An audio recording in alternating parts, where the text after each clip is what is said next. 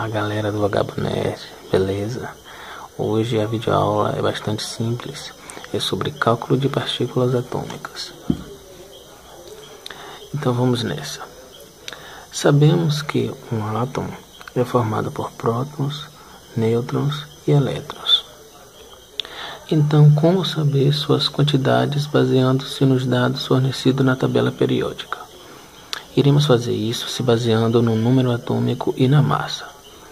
Olhando na tabela periódica, podemos perceber que os elementos aparecem representados por um número atômico e a massa respectivamente. Aqui temos X representando o elemento, o Z o número atômico e o A a massa.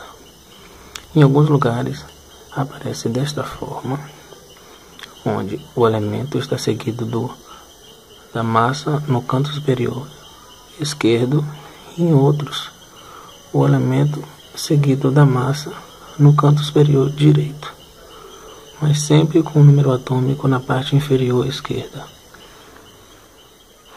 Vamos lá. Vamos colocar um exemplo aqui. Temos o carbono, onde possui a massa igual a 12. E temos também que seu número atômico é igual a 6. Percebemos que 6 é o seu número atômico e seu 12 é a massa.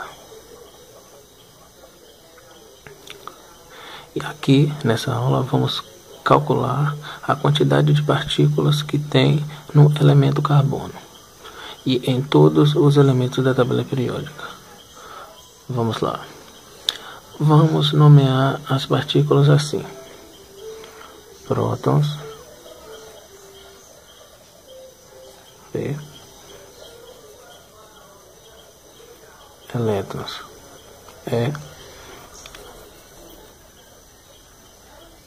e nêutrons, N. Vamos lá. O que devemos ter em mente? Devemos ter em mente que P, que seria a quantidade de prótons, é igual a Z, o número atômico.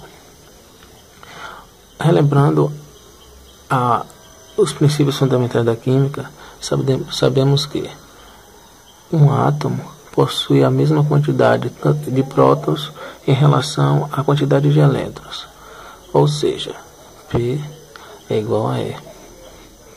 Se P é igual a Z e P é igual a E, temos que P é igual a Z, que é igual a E. Se na tabela periódica temos as informações em relação à quantidade de número atômico, que seria o número atômico Z, então temos a mesma informação para elétrons e para prótons. Voltando ao exemplo dado aqui, ao carbono. Se no carbono temos o número atômico 6, isso quer dizer que a quantidade de prótons para carbono seria 6 e a mesma quantidade para elétrons, 6 elétrons e 6 prótons. Como descobrir a quantidade de nêutrons? Temos a fórmula que diz que a quantidade da massa é igual à soma de prótons mais nêutrons. Se sabemos a quantidade da massa e a quantidade de prótons, conseguimos achar a quantidade de nêutrons, onde N é igual a massa menos prótons. N é igual a quanto? Vamos usar esse exemplo aqui. Se temos carbono com massa igual a 12 e quantidade de prótons igual a 6, então a quantidade de nêutrons é igual a 6. Vamos para um exemplo.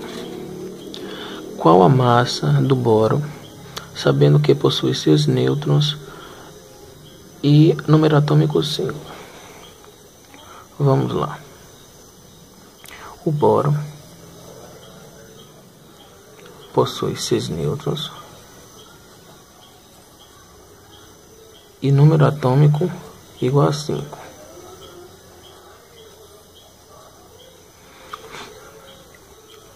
queremos saber qual a massa do elemento boro. Então queremos saber quem é A. Vamos lá. Se temos a fórmula que A é igual a P mais N, e temos que A é igual prótons. Qual a quantidade de prótons que temos no boro? Temos a informação na tabela periódica que a quantidade de número atômico do boro é 5. E se o número atômico é igual à quantidade de prótons, temos que prótons é igual a 5. A quantidade de nêutrons é dada na questão, 6 nêutrons, logo a soma é igual a 11. Então, a massa atômica do elemento boro é igual a 11. Isso vale para elementos atômicos. Como calcular partículas iônicas? Vamos lá.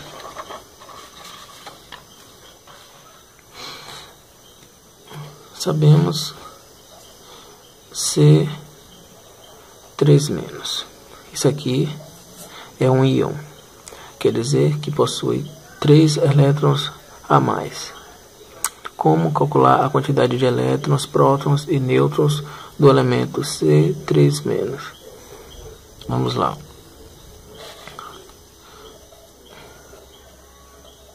Prótons, nêutrons, elétrons. Vamos calcular.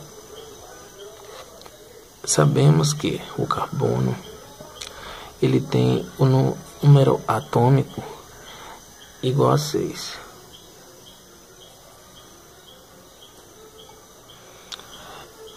Sabemos também que ele possui a massa igual a 12. Como calcular a quantidade de prótons, nêutrons e elétrons? Vamos lá. A quantidade de prótons é igual à quantidade do número atômico, que é 6. Esse seria o normal. A quantidade de elétrons também seria 6, tratando de um próton, tratando-se de um átomo. E a quantidade de nêutrons seria a subtração da massa atômica menos a de prótons, que seria 12 menos 6, que seria 6. Esse aqui seria a quantidade de cada um, se isso aqui fosse um átomo. Mas aqui se trata de um íon. E como encontrar o valor correto? Essa informação, C3- diz que temos 3 elétrons a mais. Como assim? Que temos 3 elétrons a mais em relação à quantidade de prótons. Ou seja, se ele fica eletricamente negativo. Então, colocamos uma diferença de 3 entre elétrons e prótons. Se sabemos que temos 6 prótons e 6 elétrons, ficaria 3 prótons e 9 elétrons, onde temos 3 elétrons a mais em cima do prótons. Então, a quantidade de nêutrons